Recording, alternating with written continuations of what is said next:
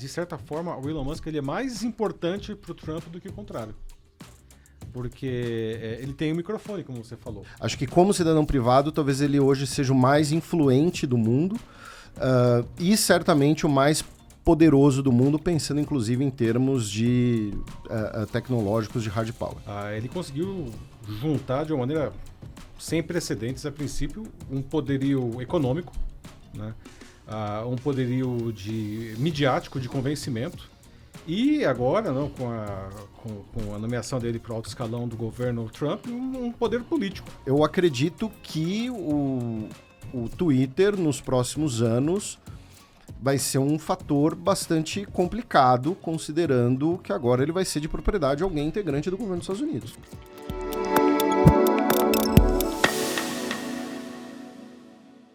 Olá, muito bem-vindos a mais um podcast 2 Pontos, o espaço aqui no Estadão, onde toda quarta-feira a gente traz assuntos da atualidade, temas com relevância no seu dia a dia. Sempre com 2 convidados que não precisam ter pontos de vista antagônicos, podem ser complementares, porque o importante mesmo é ajudar você a ter o próprio ponto de vista. Hoje vamos falar sobre Elon Musk. Neste ano de 2024, ele voltou para o topo da lista.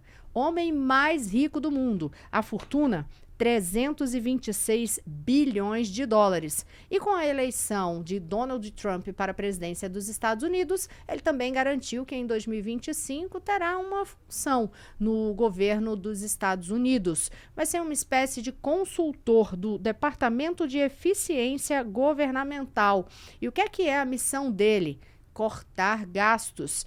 Segundo Donald Trump, a ideia é reduzir 1/3 dos gastos dos Estados Unidos, o que significa 2 trilhões de dólares. Como que isso vai ser feito? Mas a grande pergunta que a gente quer fazer mesmo aqui é, com o poder nas mãos do dinheiro e agora o poder político com este cargo que vai influenciar em decisões do governo norte-americano, Elon Musk é o homem mais poderoso do mundo? Vamos ver o que vão dizer os nossos convidados. Mas o primeiro convidado, sempre você sabe, tem um jornalista especializadíssimo no tema para conversar com a gente e ajudar a tocar esta conversa do nosso podcast 2 Pontos. Mais uma vez conosco, Bruno Romani, editor da editoria de tecnologia do Estadão, Caderno Link. Muito bem-vindo, Bruno, uma vez mais. Um prazer estar aqui de novo, Rosiane. Obrigado. Também conosco, Felipe Figueiredo, ele que é o criador do podcast Xadrez Verbal e também colunista do Estadão. Muito bem-vindo, Felipe. Olá, pessoal. Obrigado pelo convite. É um prazer estar aqui. E no que eu puder ajudar, estamos aí. E para completar o time, o professor de IA, professor e pesquisador da PUC de São Paulo, Paulo Silvestre. Professor, muito bem-vindo. Prazer, vamos conversar. Vamos sim, é a pergunta inicial mesmo, né, do que eu venho tratando aí no Abre. Elon Musk, hoje, pode-se dizer que é realmente o homem mais poderoso do mundo? Provavelmente sim. Eu diria que com certeza sim, né? Porque ele conseguiu juntar de uma maneira sem precedentes, a princípio, um poderio econômico, né? Um poderio midiático de convencimento e agora, não, com a nomeação dele para o alto escalão do governo Trump, um poder político. Assim, puxando pela memória, assim, na história, não conheço nenhuma pessoa que conseguiu juntar esses três pilares, né, essas 3 pernas do tripé, que no final das contas definem o que é poder. Não, nunca teve isso. No singular, eu acho que não existe o homem ou a pessoa, a mulher mais poderosa do mundo. Ele certamente é um dos. Eu acho que, pensando nisso do que o professor falou, talvez ele seja o cidadão privado mais poderoso do mundo, né? Ou seja, desconsiderando chefes de Estado, desconsiderando, então, Joe Biden, Donald Trump, Macron, Putin, Xi Jinping. Acho que como cidadão privado, talvez ele hoje seja o mais influente do mundo e certamente o mais poderoso do mundo, pensando inclusive em termos de tecnológicos de hard power.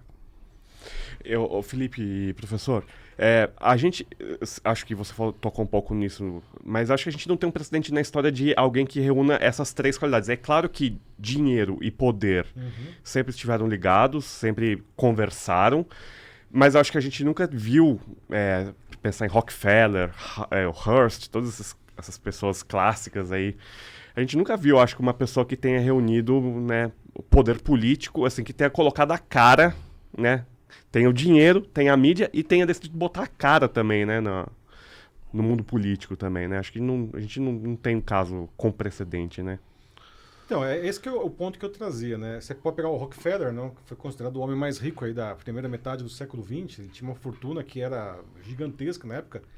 Isso o Trump também tem.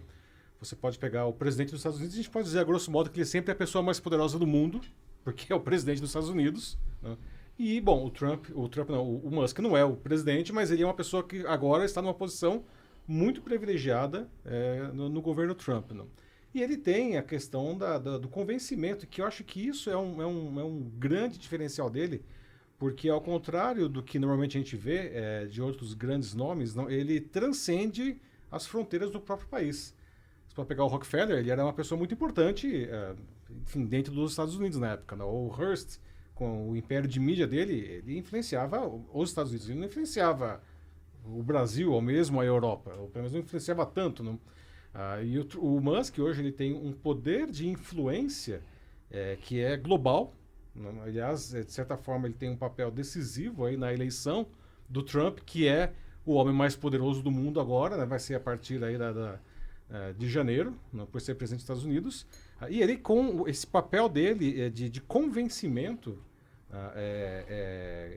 ele angaria esse poder, não?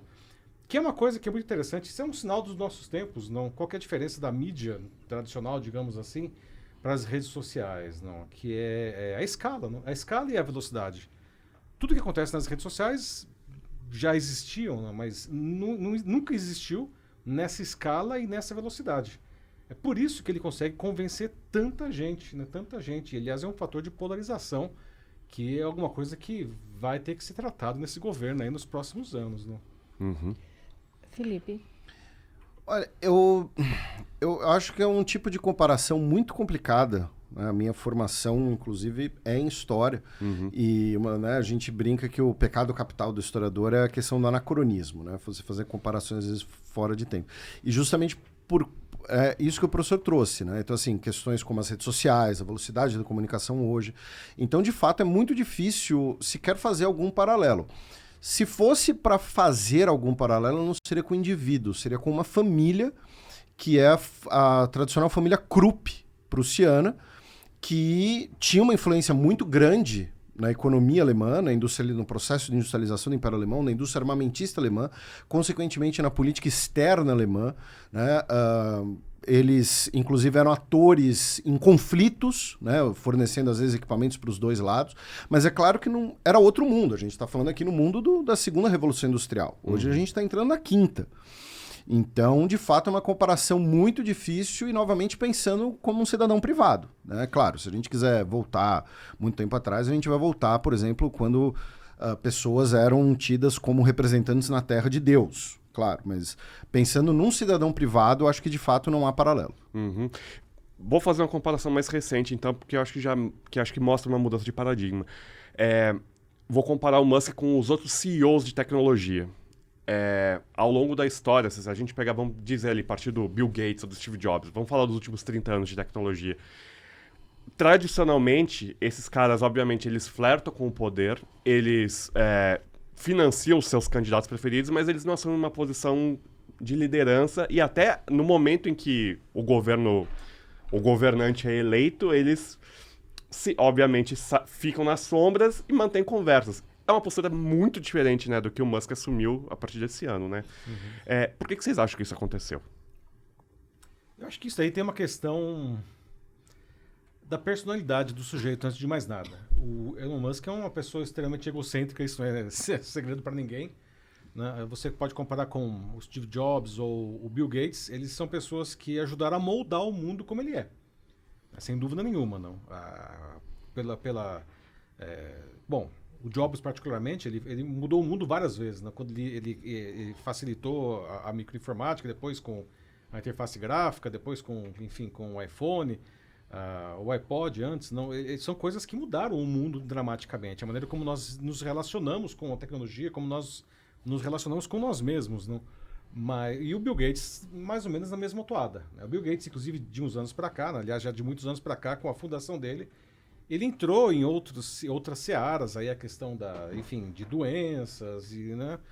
Mas nenhum deles tinha essa característica do Elon Musk de querer influenciar as pessoas, né? O Steve Jobs nunca tentou mudar a maneira como as pessoas pensavam, ou dizer, nossa, eu vou influenciar em quem elas votariam, por exemplo. Embora o Jobs fosse explosivo. Sim, mas ele era uma explosão contida. Né? Era uma explosão que afetava quem estava ao redor dele, né? De novo, ele transformou o mundo com seus produtos, mas ele não tinha a pretensão de transformar as pessoas. Aliás, é uma característica que acho que definiu o Jobs, não?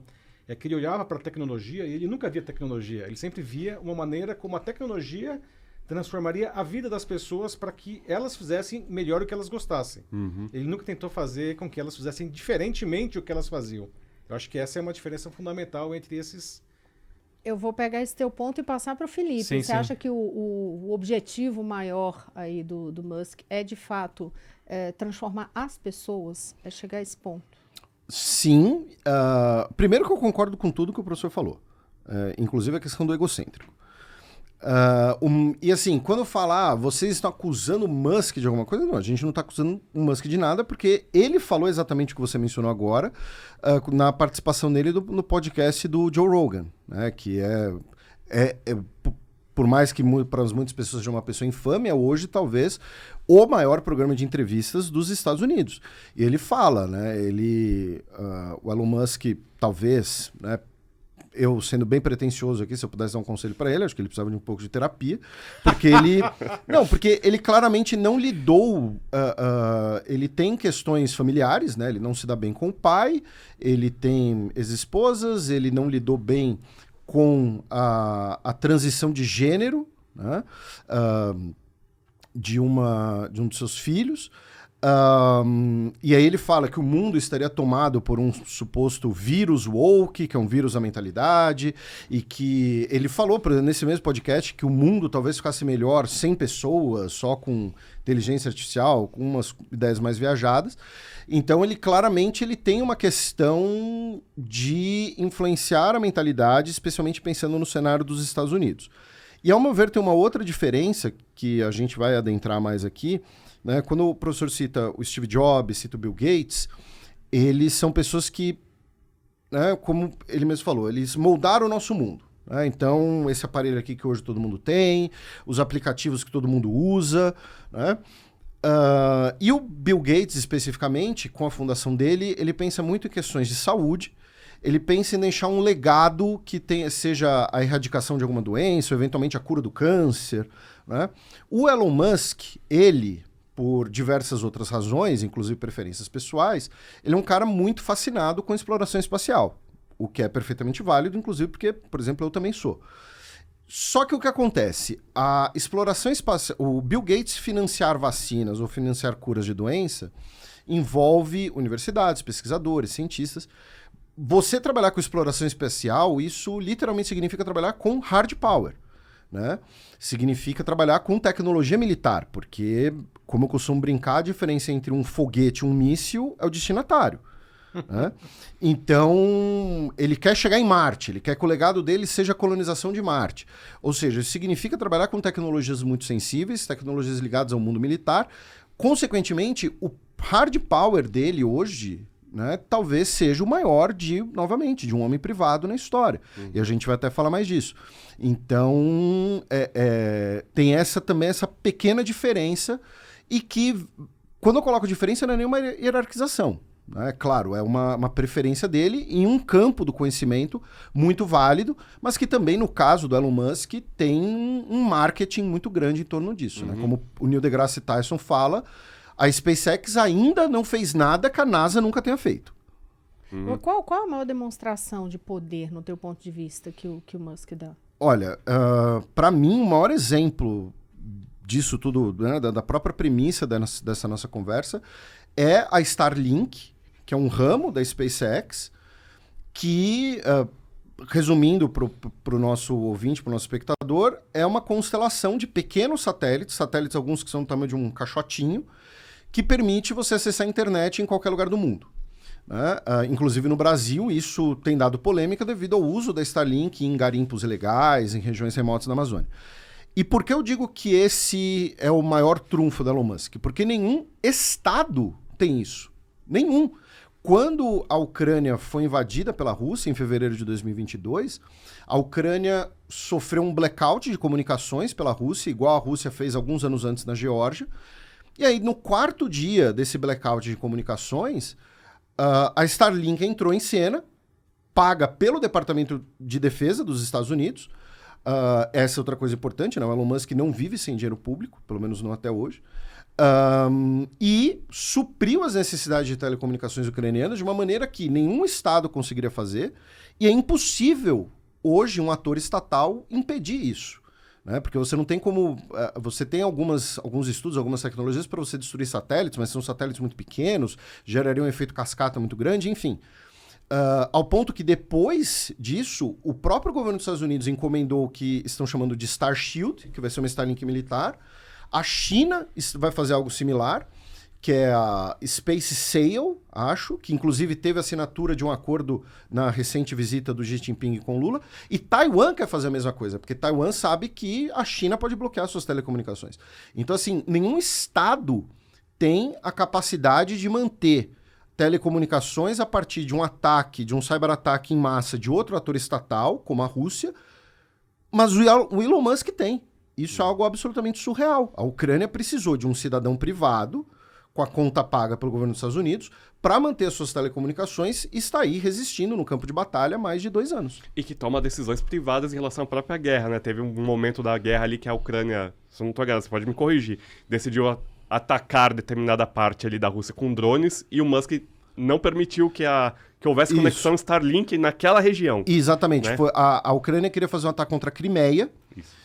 E o Elon Musk disse, não, eu só garanto o sinal da Starlink nos territórios controlados pelos ucranianos, porque ele queria evitar uma eventual escalada. Algumas pessoas falam que já seria ali uma influência do Donald Trump, eventualmente. Muita gente fala das relações entre o Elon Musk e o governo chinês também. Não, o Elon Musk... As fábricas da Tesla são na China, né? Mas teve esse episódio. Ô Felipe, deixa eu dar um passo atrás um negócio importante que você falou, que eu acho que é esse momento de virada, porque assim, ele já tinha dinheiro, poder econômico há bastante tempo, e ele mesmo falou que ele apoiou Obama, ele apoiou Hillary, ele apoiou o Biden, mas depois ele se decepciona com o Biden, digamos assim, em políticas sociais, ele tinha uma visão, digamos assim, do Partido Democrata, coisa meio de esquerda, digamos assim, né, para políticas sociais. Mas acontece uma virada. Você identifica qual seria esse ponto de virada que ele vai para a direita, vai para o abraço republicano, abraça Make America Great Again? Onde você acha que está esse ponto de virada? Ao meu ver, são 2 coisas. Primeiro, no aspecto pessoal, as relações familiares dele, especialmente com a questão transgênero. E aí ele vai falar desse vírus woke, que os democratas supostamente incentivam isso. E quando ele aprofunda as relações dele com o Departamento de Defesa dos Estados Unidos a partir da invasão da Ucrânia. Obviamente, ele já tinha uma relação com o establishment, digamos assim, de defesa dos Estados Unidos, né? Próprio fornecimento de tecnologias da NASA, contratos com a SpaceX. A SpaceX acho que no total já recebeu acho que $20 bilhões do governo dos Estados Unidos.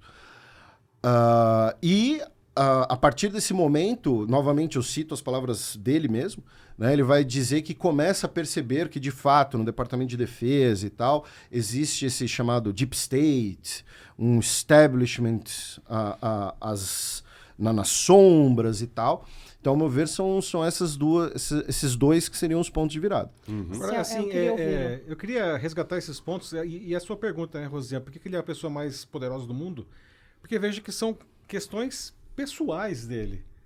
Poxa vida, tem um problema familiar, então agora eu vou mudar a política norte-americana Eu tenho meus interesses pessoais aí, as minhas fábricas na China ou os meus eventuais relacionamentos com a Rússia. Então eu vou influenciar na guerra, né, de dois países.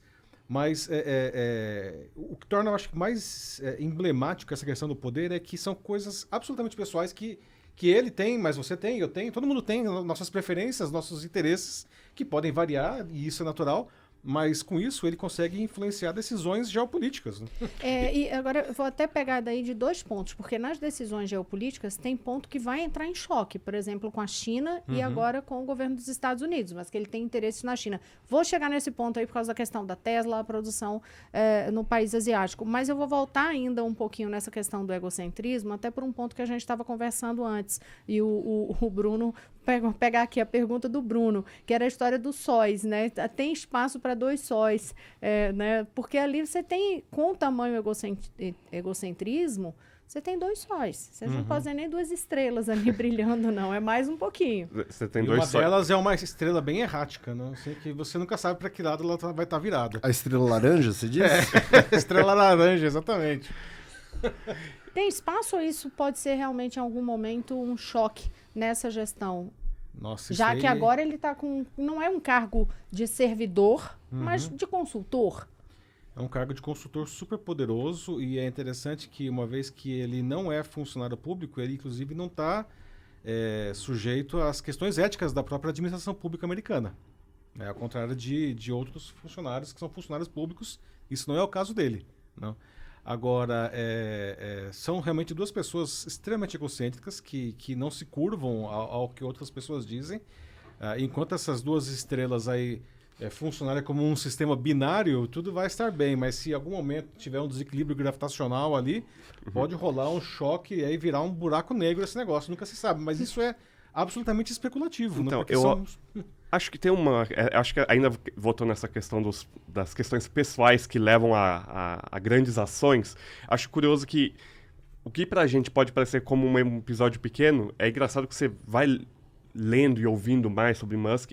Tem um episódio dele com Biden que azedou a relação, que é logo no começo do governo Biden. O Biden convida as montadoras para um summit sobre carros elétricos. Então ele chama a GM, a Ford e mais uma montadora. Ele chama 3 montadoras e ele não chama a Tesla. Ele não chama o Musk, que basicamente revolucionou esse mercado.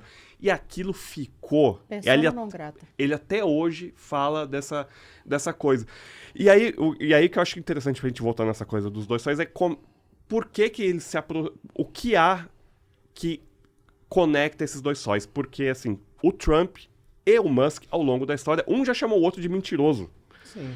O Trump já chamou o Musk de mentiroso. Ele não vai comprar o Twitter. Já disse que carro elétrico é um lixo. Carro elétrico é um lixo. E o Trump já falou que o Musk, ele usou a expressão em inglês, é um bullshit artist. Vamos traduzir, é um cascateiro. Né? Um cascateiro. E é um pouco mesmo. Então, ou seja, em algum momento eles já se bicaram, já estiveram em posições antagônicas e agora eles estão juntos. O que atrai esses 2 sóis aí? O que faz os 2 estarem juntos? Poder. É o poder, é uma questão de interesses, não? Não tenha dúvida, assim, a gente não pode ser inocente, não. Ninguém chega numa situação que esse cara chegou com boas intenções, não. Ele sabe, a vida inteira dele foi uma vida de se aliar às pessoas certas, não? E quando o Biden cometeu, na minha opinião, essa gafe, não chamar o Musk para uma reunião de carros elétricos, foi uma gafe, para não dizer outra coisa. É um erro grotesco, né? Foi, né? Nesse momento, aquele relacionamento azedou, como você falou. O Biden passou a ser uma persona não grata para Elon Musk, e a partir disso ele ia fazer qualquer coisa para tirar aquele cara dali, porque isso era contra os interesses dele.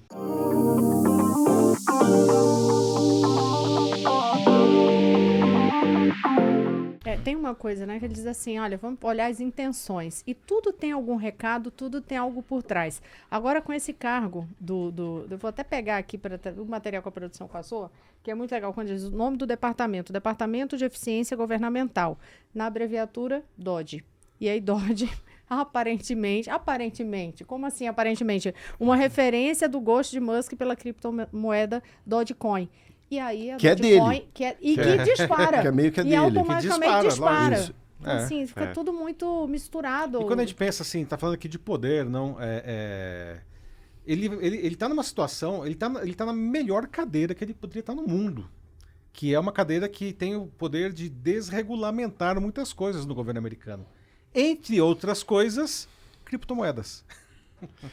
E Que aí agora... apoiou o Trump bastante, né? Sim. O setor apoiou o Trump na campanha. E aí, de novo, né? Como que tudo vai trazendo vantagem. Porque até no próprio investimento que ele faz na campanha, investimento. Não é meramente gastou o Não é dinheiro uma doação, na é um Não investimento. é uma doação, é um investimento. Aí Que a já gente se tem... pagou, diga-se de passagem. Então, as doações foram 130 milhões em doações para a campanha de Donald Trump. Só que do início de setembro, desde o início de setembro, o valor total dos negócios de Musk aumentou em 50%. E aí isso supera muito o que ele já aplicou. E com a vitória do Trump, mais ainda. Então, dispara tudo. É tudo investimento. E sem ser atingido, como o senhor falou, pela questão do conflito de interesse em termos legais. Como é que dá para fazer alguma relação ou não tem como se fiscalizar de forma alguma? Porque me parece que vai o tempo inteiro bater com conflito de interesse. Mas o fato de dizer não é um servidor... contratado como servidor, então não tem conflito nenhum. Mas tem, né? Mas tem. É um gigantesco conflito de interesse. Né? Porque entra o fato, por exemplo, primeiro ele é dono de uma rede social, que não é de capital aberto, mas lembrando que ele não comprou o Twitter com o dinheiro dele, ele comprou o Twitter inclusive com dinheiro saudita, dinheiro de outras ditaduras, ele que se propõe a ser um defensor do livre discurso. Então hoje você tem uma rede social que é de alguém que vai ter uma posição no governo dos Estados Unidos, ou seja, o que vai ser ali informação, o que vai ser propaganda. Né? Ele mesmo já tweetou pouco tempo depois da eleição, que quem falasse sobre fraude eleitoral ia ser punido na rede social. Segundo, tem a questão das criptomoedas. Terceiro, tem a questão do fato de que a maioria dos carros da Tesla são produzidos na China. Então, o Donald Trump falou que vai impor tarifas contra a China. Essas tarifas vão ter isenções, por exemplo, de carros da Tesla, que vão para o mercado americano. E a Tesla é um grande exemplo dessa coisa do cascateiro, porque, embora ele seja o principal investidor e o dono da Tesla, onde o Elon Musk realmente foi visionário é na questão espacial, que é o grande interesse dele, grande paixão dele. As outras empresas dele, ele começou nelas como investidor e expulsou as outras pessoas. Então, o PayPal não foi ele que criou, a Tesla não foi ele que criou. Ele tentou fazer isso na OpenAI e não deu certo. Isso. Ele que foi expulso. Ele é muito mais similar ao Thomas Edison do que ao verdadeiro Tesla, né? Então, assim, essa coisa muito, muito agressiva nos negócios. Então, tem a questão do protecionismo contra a China, a própria tarefa de cortar gastos, né? Em alguns aspectos, eu acho que algumas ideias do Elon Musk no Doge são bem-vindas, porque o governo dos Estados Unidos hoje é extremamente deficitário, porque eles têm a moeda mais utilizada no mundo. Então, enquanto o Brasil precisa seguir ali as regras do ajuste fiscal, o governo dos Estados Unidos simplesmente liga a impressora e exporta a inflação. Tem a questão que ele quer digitalizar melhor os serviços. E aí entra, por exemplo, um aspecto que eu acho que a gente pode ser muito patriota, que se algum de nós, ouvintes, assim, se você conhece alguém que já teve que declarar imposto de renda nos Estados Unidos, o nosso imposto de renda é fichinha, é tranquilíssimo. Então ele quer digitalizar esses processos que são muito bem-vindos. Ao mesmo tempo, ele quer fazer cortes em gastos sociais, ao mesmo tempo ele quer fazer cortes que são muito simbólicos, ele quer enfrentar esse suposto establishment, que muitas vezes são funcionários de carreira, que tem que seguir diretrizes que ele não necessariamente precisa. Então é complicado também. E convenientemente ele pode fazer os cortes justamente nas agências que regulam os setores onde ele atua. Exatamente. Né? Eu acho que o Elon Musk, em algum momento, ele vai ter algum problema com o Congresso, porque o Congresso dos Estados Unidos tem uma presença... Lá o lobby é institucional, então você vai ter o lobby dos setores eventualmente prejudicados. E ele tem uma questão que ele não é um natural born citizen, né? Ele não é natural dos Estados Unidos. Então, em algum momento, o próprio Congresso pode, por exemplo, vetar ele algumas credenciais de segurança, parecido com o primeiro governo Donald Trump, né? Quando o Bannon foi vetado da credencial de segurança determinado grau, por conta de questões legais. Então, acho que eventualmente ele vai ter choques com o Congresso. Mas, Felipe, dado todo esse contexto também, professor, o quanto vocês acham, assim, conhecendo também o Trump, ele tem uma personalidade bombástica em relação também à contratação e demissão de pessoas, né? Se ele se cansar da sua cara, ele te demite na hora. Qual o tamanho da influência que vocês acham que o Musk pode exercer em nomeações, em política, considerando que o presidente também tem uma personalidade mercúrio, né? Bombástica. Quanto que vocês acham que ele pode influenciar? Essa é uma boa pergunta, né? Modestamente, eu não sei o que dizer aí, não. Eu acho que tem... para responder isso daí, a gente pode até resgatar um pouco do que a gente estava falando aqui agora, que é a questão dos cortes, não? Essa característica do Musk, que aliás é uma das coisas que fez o Trump o convidar, que é vamos cortar as despesas, não? O Trump ele é conhecido por cortar as despesas das suas empresas de uma maneira muito agressiva. Mas cortar despesa numa empresa em que você é o dono é muito diferente de você cortar a despesa de um governo, que tem que seguir regras, que você tem um orçamento aprovado pelo Congresso, que você tem uma limitação de verba que é discricionária. Essa proposta dele de cortar 2 trilhões de dólares, não existe esse dinheiro para ser cortado. A menos que ele realmente, como você falou, comece a cortar na carne de algumas coisas que talvez sejam muito caras para o cidadão americano, né? Da mesma forma, será que ele vai ter essa liberdade absoluta que ele tem nas empresas dele para fazer contratações? E aí eu faço o vínculo com a sua pergunta. Eu não sei responder isso daí, né? Porque Mas é interessante, porque desde a eleição do Trump, os favoritos a qualquer cargo que o Musk tem, as preferências por cargos, ele tuitou, fulano de tal é bom para tal coisa. E já deixando claro ali, deixando um recado pro Trump também, né? Eu gosto desse aqui, não gosto desse outro aí. Mas a gente volta para aquela sua pergunta original. Será que tem céu suficiente para 2 sóis? Não? Não sei até que ponto aí. E a gente volta para essa pergunta que aí faltou o Felipe responder ela. Não, eu acho que esses sóis vão se confrontar em algum momento, inclusive, até pela eventual pressão do Congresso. E o Donald Trump, ele deixa muito claro, inclusive nas falas dele, comparado com o primeiro mandato dele, que o grande critério dele agora para as nomeações vai ser lealdade. Não é necessariamente um critério técnico, algo assim. É lealdade e pessoas do setor privado. Então, por exemplo, ele indicou a Linda McMahon para ser a secretária de Educação. Ela era do WWE, ela era do mundo da luta livre. Da luta livre profissional, que é encenada, digamos assim, né? Ela é pré-determinada. E ela novamente, nas últimas 2 décadas, ela investiu mais de 100 milhões de dólares em campanhas eleitorais. Ela é muito defensora daquela coisa da escola privada receber vouchers, né? Ou seja, ela foi nomeada para basicamente desmontar a escola pública. Mas é uma pessoa que vem do mundo do entretenimento, vem do mundo privado, não está ligado, entre aspas, ao establishment e vai ser leal a ele, né? A única coisa até agora constante nas nomeações dele são posturas muito fortes pró-Israel, né? Então, a futura embaixadora dos Estados Unidos na ONU, o Marco Rubio, que vai ser secretário de Estado, o futuro Conselheiro de Segurança Nacional, todos eles, essa é a única constância. Mas de resto, são questões de lealdade. E uma nomeação já caiu, né? A do Mark Gaetz, que iria cair no Congresso de qualquer jeito, porque ele tem antecedentes criminais. Agora, independentemente de contratações, tem alguns pontos já de diálogo antes mesmo de governo, que é o Trump colocar ele para conversar com Zelensky, também com o embaixador, ele mesmo ter o contato com o embaixador do Irã. Então, esse grau de influência aí já vem sendo feito, e aí com países com os quais são necessários resolver conflitos geopolíticos e também esses conflitos diretos mesmo. Qual o grau que vocês entendem haver realmente de uma aproximação de Musk num contato com esse, por exemplo, para influenciar em alguma decisão em outro país? Aí vem da desconfiança do Donald Trump de diplomatas profissionais. Ele fala, não, esse pessoal aí tá aí há 20 anos negociando e não resolveu nada. O Elon Musk é o cara que numa semana comprou o Twitter. Aquela coisa, eu vou resolver essa guerra em 24 horas. Então, tem muito dessa visão ideológica de mundo. Então, você vai ter certamente, e repito, o Elon Musk hoje ele tem uma influência de hard power que nenhum cidadão privado tem.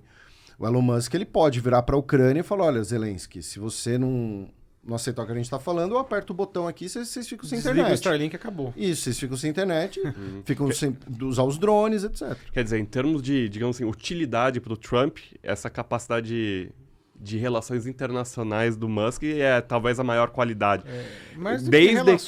Desde que a lealdade seja mantida, né? Eu acho que é a lealdade sempre, mas aqui eu acho que eu vejo... mais do que relações. Mais do que... ele é um cortador de caminhos, né? O Musk é um cara que vai fazer a coisa, ele vai... Porque justamente ele não segue as regras do establishment. Aliás, ele não segue regra nenhuma, não. Ele faz o que ele acha que ele tem que fazer para atingir o objetivo que ele acha que ele tem que ter. Não, que é uma coisa que, enfim, para uma pessoa como o Trump é música aos ouvidos, não. Então é por isso que você bota esse cara onde que o vespeiro tá pegando ali, joga lá e vai resolver. Por outro lado, tem ali uma forma muito específica de lidar com isso. Se por um lado ele é muito intempestivo, vamos trazer para a questão brasileira. Agora, com toda a polêmica que teve com o X fora do ar, todo o imbróglio dele com o ministro Alexandre de Moraes. Mas muito do que se comparou na época foi as normas que são postas na China, ele não compra briga da mesma forma. E aí ele recua. Questão de interesses. Ele tem interesses na China, como a gente já falou aqui, as fábricas da Tesla estão lá, enfim, tem a questão de mercado, ele não peita a China. Não. O Brasil não tem tantos interesses assim, né? Então ele pode... Não, ele tem um interesse que seria eventualmente auxiliar a família Bolsonaro. Então, para ele peitar o Alexandre de Moraes é condizente com os interesses internos Exatamente. dele. Então, existe um interesse, mas eu digo assim, não existe um interesse econômico como o chinês, não? Que aí é um negócio... da fábrica e tudo mais. Vou aproveitar nisso para trazer um Verifica aqui para a gente, que é um quadro que a gente verifica literalmente no Estadão, o que é que estão transmitindo, de verdade, mentira, enfim. Porque falou sobre essa história do interesse no Brasil, não tem esse peso tão grande na questão econômica para ele, aí vira mais realmente moeda política, né, neste momento. Mas tivemos um episódio recente, né? No mínimo, vamos dizer, deselegante, como já disse, como já se disse no passado em situação assim, mas enfim, foi uma situação realmente desnecessária que causou alguns problemas diplomáticos para o Brasil, que é quando a primeira-dama Janja da Silva xinga, aparentemente do nada, Elon Musk. E aí começaram a sair algumas notícias, olha lá, o Verifica, ó. Não há registro de que China tenha mandado tirar Janja de reuniões depois de ela xingar Elon Musk. E a Lula se encontrou com Xi Jinping em Brasília, porque ele estava aqui, o presidente chinês, na cúpula do G20. Vamos subir para ver o que diz o Estadão. Ó, o que estão compartilhando? Que a China teria mandado tirar a primeira-dama brasileira Rosângela da Silva, a Janja, das agendas bilaterais e reuniões presidenciais entre os dois países. As postagens circulam após ela ter xingado o empresário Elon Musk durante o evento do G20. O Estadão Verifica, investigou e concluiu. É enganoso. Não há evidências de que representantes chineses tenham feito esse pedido. O próprio Elon Musk reagiu por uma postagem no Twitter, quer dizer, no X, né, o antigo Twitter, e ficou por isso mesmo e deixou para lá. Quer dizer, talvez o Brasil às vezes se coloque como se desse mais importância do que realmente tem nesse universo, ou não? Então, famoso, para quem está se afogando, qualquer graveta é um tronco, não? Diz o ditado.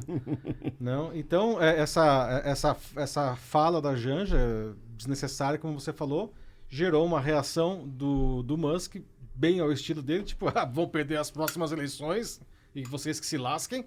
Não, só que, enfim, para quem está precisando gerar um fato novo aqui, né, que é puramente ideológico, não, os caras já pegaram isso daí e colocaram uma lente de aumento enorme, e aí isso é o modus operandi das redes sociais. Né? E eu acho que, na questão do bloqueio do X, a gente está falando dos interesses no Brasil, bem ou mal, no final das contas, eles se dobraram pelo interesse econômico.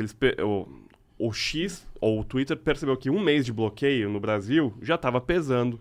Vários usuários migraram para outras plataformas e eles acabaram, no final das contas, cedendo às decisões do Alexandre de Moraes. Então, a hora que aperta no negócio, né, no bolso, Mas você sabe que quando isso aconteceu e agora, quando foi feita a nomeação dele, que era super esperada caso o Trump ganhasse, não, eu fiquei pensando, e se isso tivesse acontecido quando ele já estivesse sentado na cadeira que ele vai estar?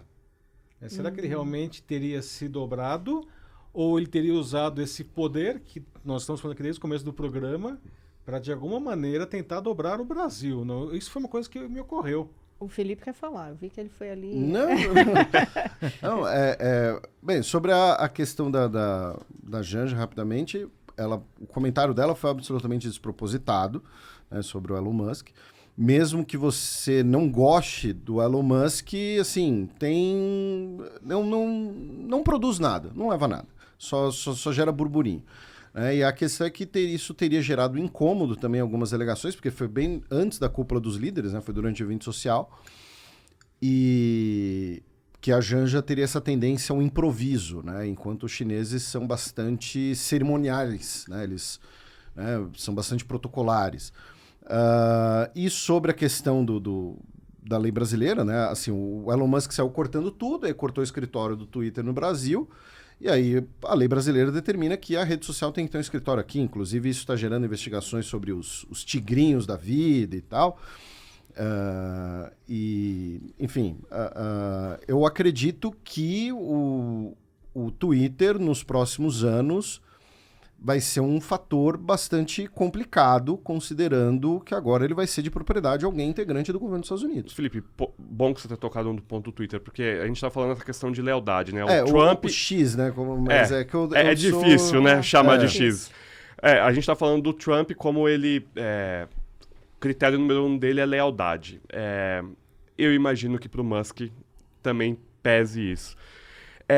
Em que medida vocês acham que também, que de certa forma, o Musk mantém o Trump leal a ele porque o Musk é o dono do microfone ali do Twitter? Porque da mesma forma que ele usou o Twitter como um microfone para ajudar a eleger o Trump, ele pode virar esse microfone contra o Trump numa eventual briga, né? Essa é uma excelente pergunta. Como é que você acha que também o Trump olha para isso? Assim? De que maneira o Trump é refém também desse grande microfone do Musk?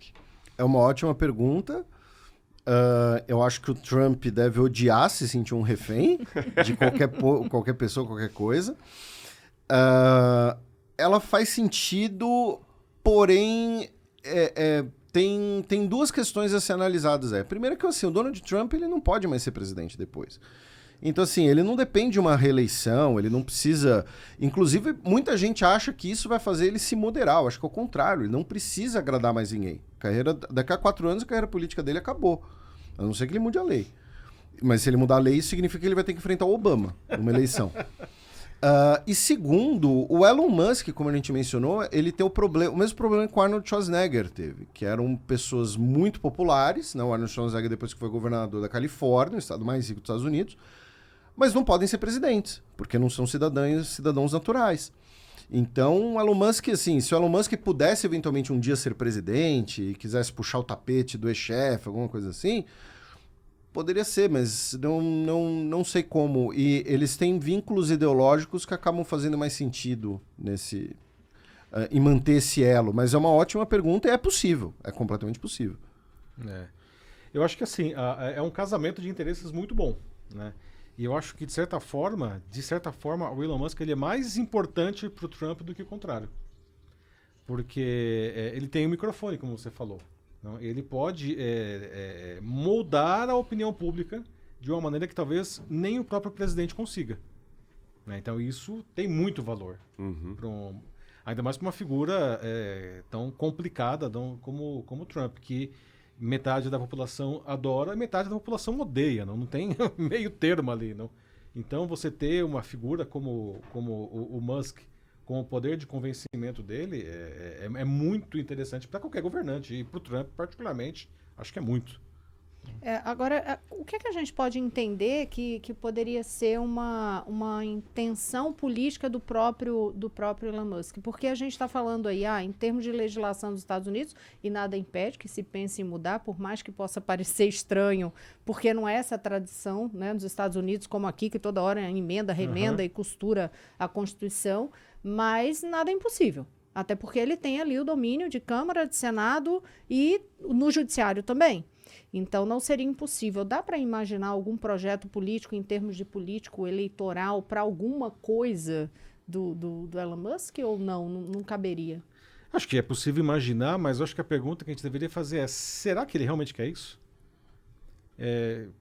Porque, tudo bem, a menos que fosse por uma questão meramente de ego, do tipo dizer, agora eu sou o presidente dos Estados Unidos, que era a única coisa que faltava na minha vida. Bom, eu acho que uma pessoa que direcionou o algoritmo do Twitter para turbinar justamente o perfil dele, talvez responda um pouco isso, né? Agora, assim, tirando essa questão do ego, ele não precisa disso. Sim. Ele já tem tudo que uma pessoa poderia querer ter, né?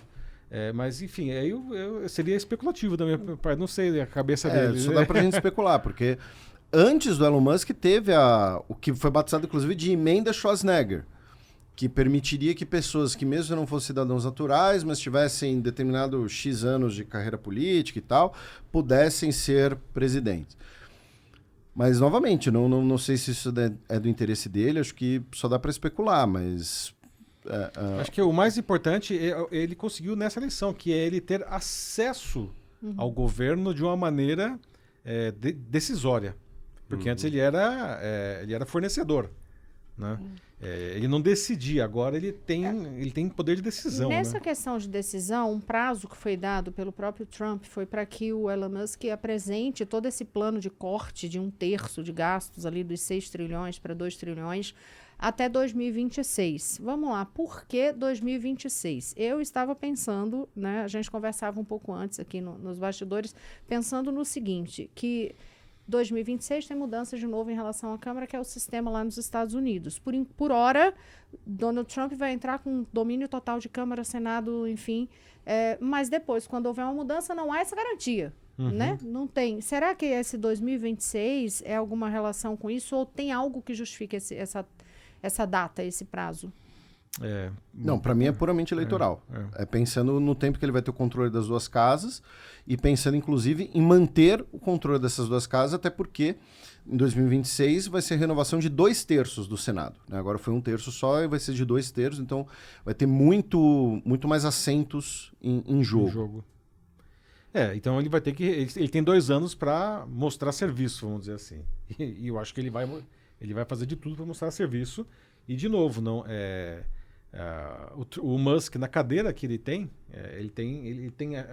tá com a faca e o queijo na mão para viabilizar esses planos aí do Trump, não de mostrar para o americano de que a Make America Great Again era o caminho certo e nós estamos fazendo isso daí. Porque se ele fizer... Porque assim, tem a chance de dar muito errado isso. Acho pequena essa chance, mas ela existe, não? E se der errado, realmente daqui 2 anos acabou. Agora, em relação a esse ponto também, muitas dessas medidas, Felipe, muitas dessas medidas que são de cortes, tem necessidade de passar pelo Congresso, ou não? Eu não sei dizer hoje especificamente. Eu sei que hoje, inclusive, o próprio perfil do Doge, né, publicou há um tempo atrás gastos na casa dos 300 bilhões que seriam amparados por leis que já tinham vencido.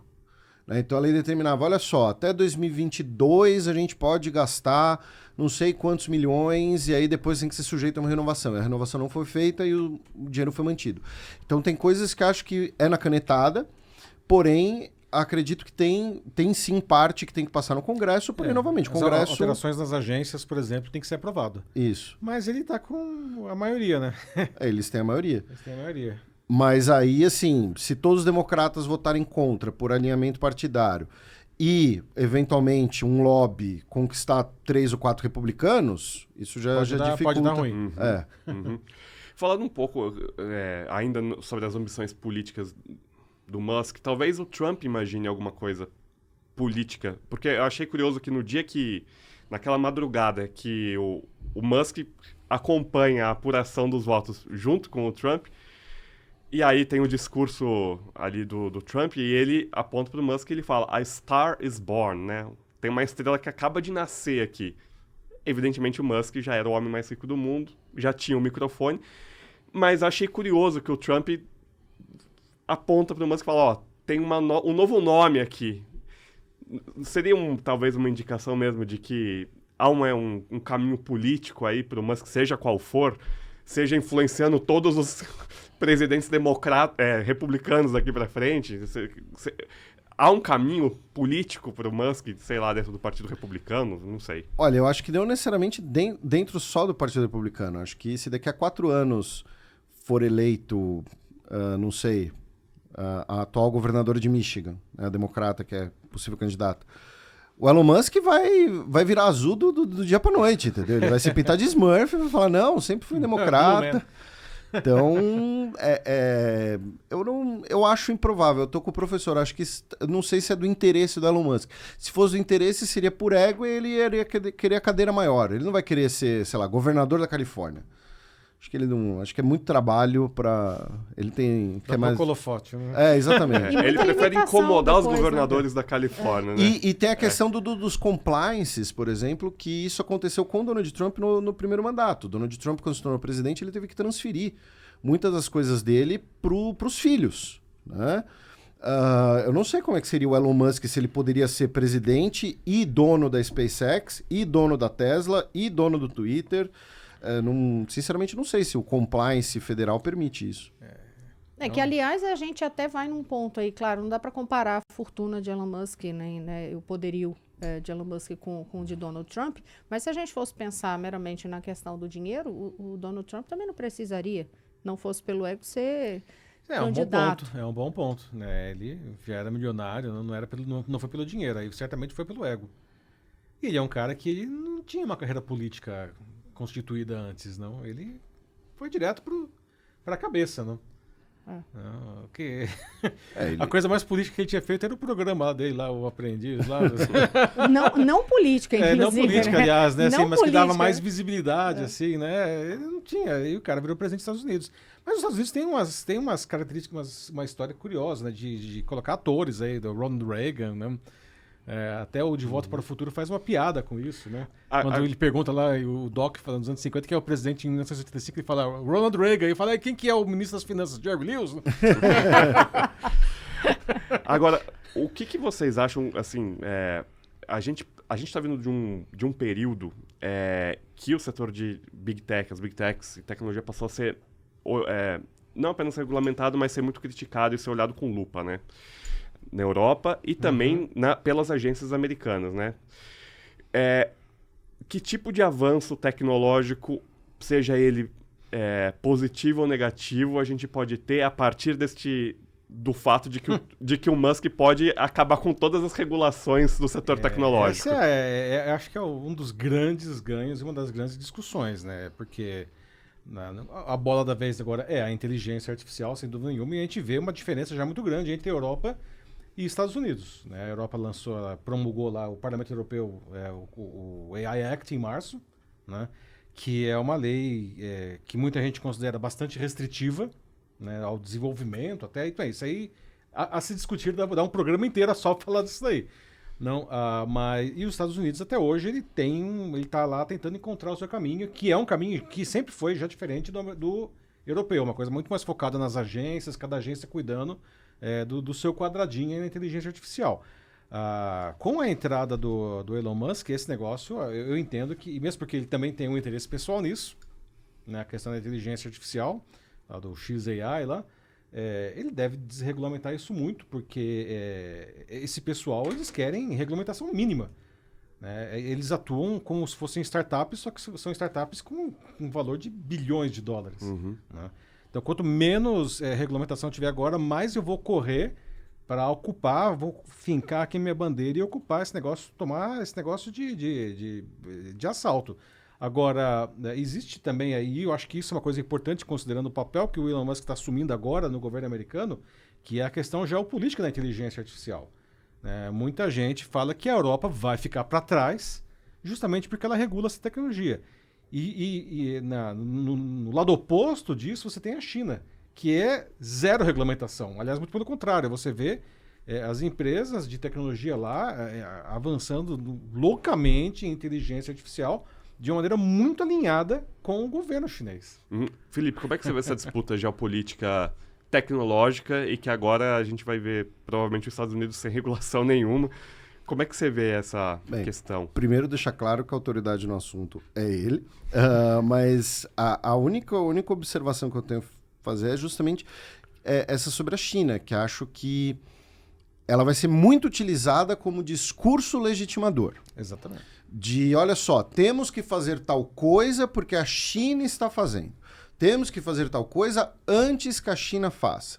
Né? Tem um livro, não é jabá porque não tem editora no Brasil, inclusive, mas tem um livro que eu sempre falo que é necessário para entender a mentalidade do governo Trump em relação à China. A China é a prioridade número 1, 2 e 3 do governo Trump em política externa. O nome do livro é The 100 Years Marathon, do Michael Pillsbury, né? Uma maratona de 100 anos. E lá, inclusive, está justamente isso, né? Que a China, ela supostamente teria menos amarras e mais, como é mais centralizado e tal. Então, eu vejo a China como um grande discurso legitimador dessas medidas, que, na verdade, são medidas que são um sonho de qualquer grande capitalista. Não ter regulação porque eu vou ter mais lucro. Uhum. A China vai ser o discurso legitimador disso. Isso, inclusive, se aplica a um nome que a gente ainda não citou aqui, mas que é o Mark Zuckerberg. Né? O Mark Zuckerberg também ele é o, entre aspas, o rival do Musk hoje em dia. O Musk tem a questão dos chips, que o senhor pode explicar melhor, Neuralink, né? O Neuralink. Uhum. Que inclusive ele já falou, né, que, novamente no Joe Rogan, que sofre reveses devido às regulamentações, só que assim, nesse caso a regulamentação de ética em experimentos, assim, porque ele pôs o chip no macaco, o macaco morreu. Como é que você vai pôr num ser humano, assim, do nada? Se o nosso primata morreu. Então... E tem mais uma questão que ainda é pouco falado, mas também que vai passar por regulação e vai passar pela Tesla, que é carro autônomo. Uhum. Que o sonho do Musk também é que os carros da Tesla não apenas sejam elétricos, mas que eles sejam autônomos, né? Totalmente guiados por inteligência artificial, né? E vai depender de regulamentação também isso. De certa forma, isso daí só não existe, só não está rodando de todo mundo com carro autônomo por causa de regulamentação. Né? Nós tivemos aí o caso lá do Cruise, lá, que enfim, atropelou uma pessoa em São Francisco, né? Passou por cima da pessoa e a Cruise foi colocada para fora do negócio praticamente, né? Até ela resolver isso daí. Então, a tecnologia, a questão isso é uma pergunta que a gente sempre faz com qualquer tecnologia. Em que momento a tecnologia está boa o suficiente para ir para o mercado? Qualquer tecnologia. Isso pode ser uma vacina, isso pode ser um carro autônomo, isso pode ser uma usina nuclear. Ninguém lança um negócio à prova de falhas, que testou 100%, porque isso seria proibitivo. Em algum momento você fala, não, tá bom o suficiente, vamos em frente. Alguém já poderia, se não tivesse uma regulação tão rigorosa, vou colocar entre aspas esse rigoroso, para carros autônomos, alguém poderia dizer, pô, mas esses carros já deveriam estar na rua há 10 anos. Mas eles não estão. Uhum. O maior alerta, a gente já está terminando aqui, o maior alerta que vocês deixariam, então, em relação a esse momento de Elon Musk no governo dos Estados Unidos, seria em relação às agências, às regulações? O fato de desregulamentar, eu acho que ele vai desregulamentar profundamente o mercado. Bom, eles estão dizendo isso, o Trump fala isso, ele se elegeu falando isso, não? A questão é até que ponto que isso daí vai ser forte demais ao ponto de ir contra o próprio interesse do cidadão. Né? Eu posso colocar uma tecnologia que ainda é experimental e que vai colocar a vida das pessoas em risco, mas vai aumentar os lucros das empresas? Na cabeça de algumas pessoas, a resposta é sim. Né? Então, até então, o que eu vejo é que o governo americano e outros governos, e a Europa é a referência disso, eles não aceitam isso. Né? A Europa sempre visa proteger o cidadão.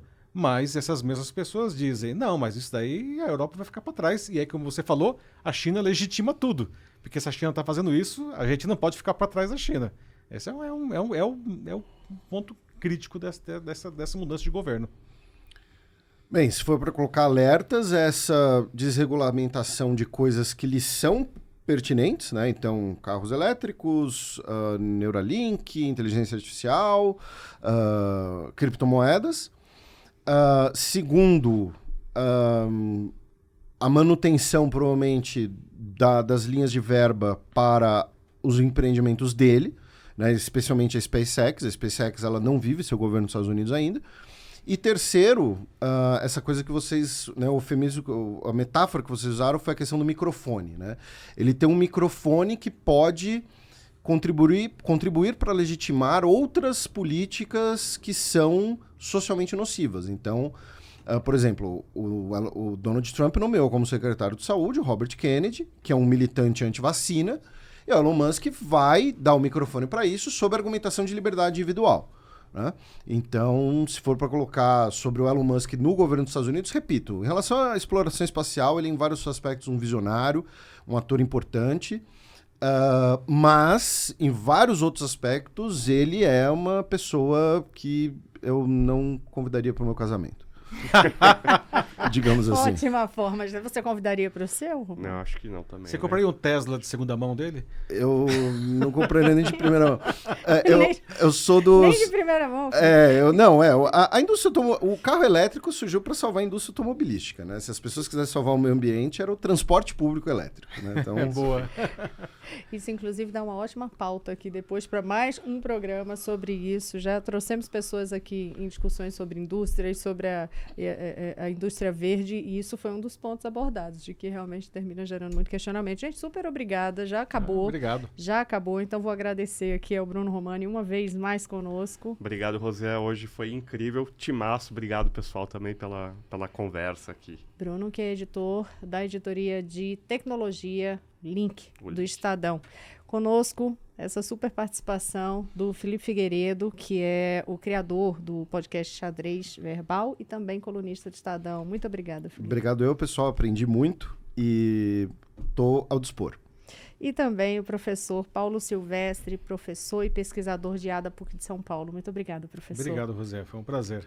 E eu agradeço, claro, principalmente a você que nos acompanhou até aqui. Toda semana, quarta-feira, sempre um podcast com um assunto novo. Vocês já viram, os temas super instigantes e sempre com impacto no nosso dia a dia. Porque tudo isso que a gente discute, no final das contas, em algum momento tem impacto no nosso dia a dia.